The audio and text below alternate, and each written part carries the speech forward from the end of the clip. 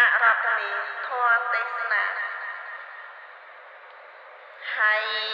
សាធុជនទាំងប្រស្រីគប្បីត្រង់ត្រាប់ស្ដាប់ទេសនាបើបានស្ដាប់ហើយមានបញ្ញារឹកជ្រះថ្លាភ្លឺក្នុងចិត្តចូលមកស្ដាប់ធម៌កុំនីយាយ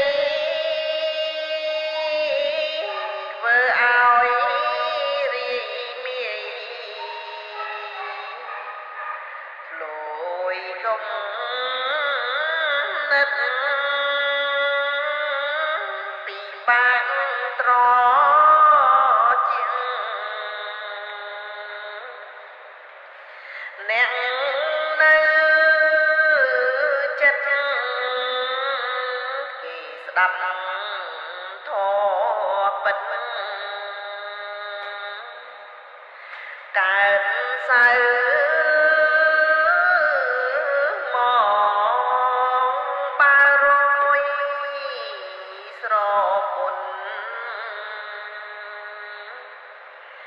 ចុកដៃជើងគួរយើងថយទៅដំរងខ្នងកុំនីយាយគ្នាលឺឆ្លើយឆ្លងអ្នកផងនឿយណាយអន្តរាយធម៌កើតទៅជាតិមុខមនុស្សក៏ខ្លងភ្នែកខ្វាំងខ្វិនខ្វងល្ងិតល្ងងក្លៅគួរយើងកោតខ្លាចតរៀងទៅកុំឲ្យមកសៅដល់អ្នកស្ដាប់ស្ដាយអើយសែនស្ដាយ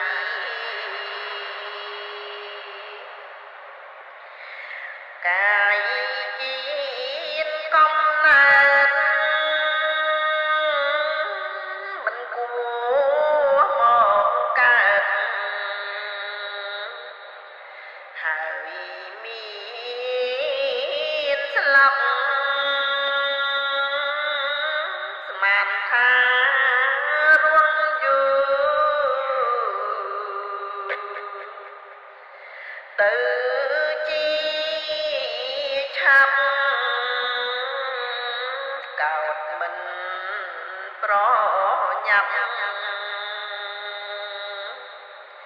ស្ដាប់ទេសនាហេតុនេះព្រះគុណជាម្ចាស់អើយ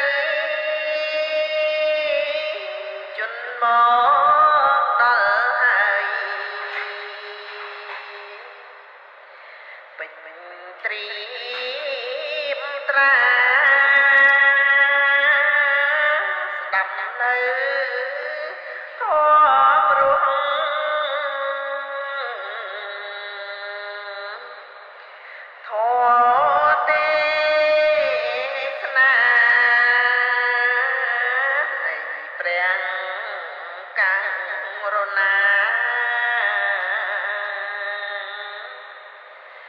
គ្រា